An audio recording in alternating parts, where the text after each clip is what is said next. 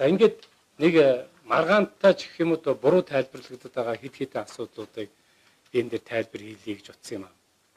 Одоо бол ингээд өөр өсчүүд ерөөсөө түүнийг өөрийг ингээд үр хүүхдүүд нь төлөх юм гинэ гэдэг юм одоо асуудлууд зэрэгдээд яваад байгаа. А тэгвэл одоо мөрдөгдөж байгаа татрын хуулиар нас барсан буюу нас барсан тооцогдсон хувь хүний татвар төлөх үүрэг түүнтэй холбогдох эрх өв залгамжлагчид нь шилжнэ гэдэг одоо мөрдөгдөж байгаа татрын хуулийн 13 дээр байгаа юм заалдаг. А үүнээс гадна иргэний хуулийн 515-2 дээр юу гэж заасан байна вэ? Өвлөгч өвлөн авсан өвийн хэмжээгээр өвлүүлэгчийн үргийг хүлээнэ гэдэг ийм хоёр заалт байж. Тэгээ бид нар энэ дээр нь юу гэж үтсэн бэ гэхээр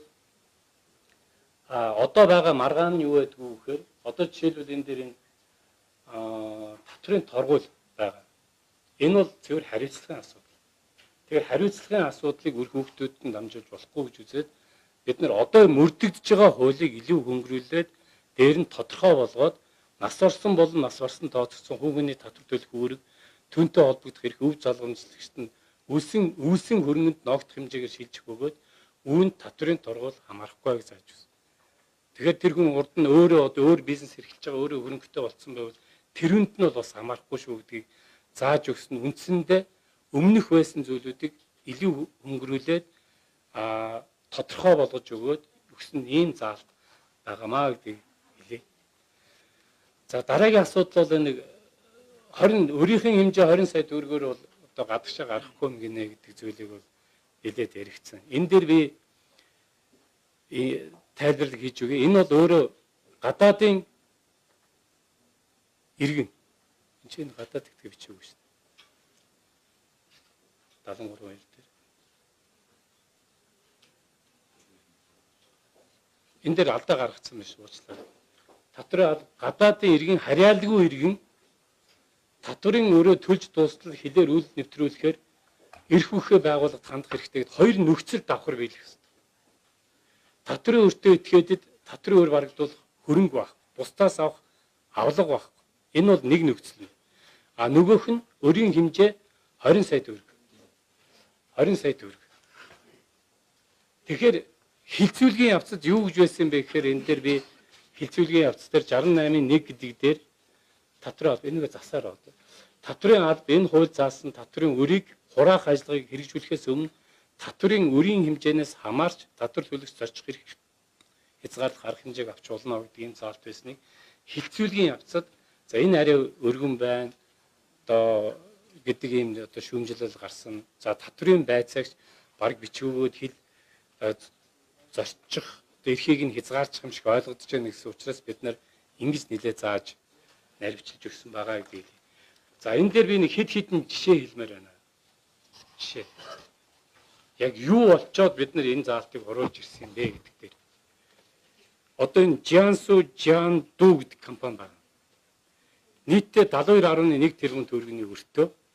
За оюут толгойд бол бараа үйлчлэгээ нийлүүлж ирсэн ийм компани. Тэгээ ийм өр үүсгчээд гараа явц удирдлагууд нь. Тэгэхээр бүртгэлийн газраас бид нар юу хийсэн бэ гэхээр энэ нэрн байгууллага дээр ямар нэгэн одоо хөрөнгө байна уу гэж чинь нэгч төгрөгийн үл хөдлөх хөрөнгө байх. Ийм болоод Монгол улсад төлөх 72.1 тэрбум төгрөгийг төлөхгүйгээр гараа явчихсан гэж.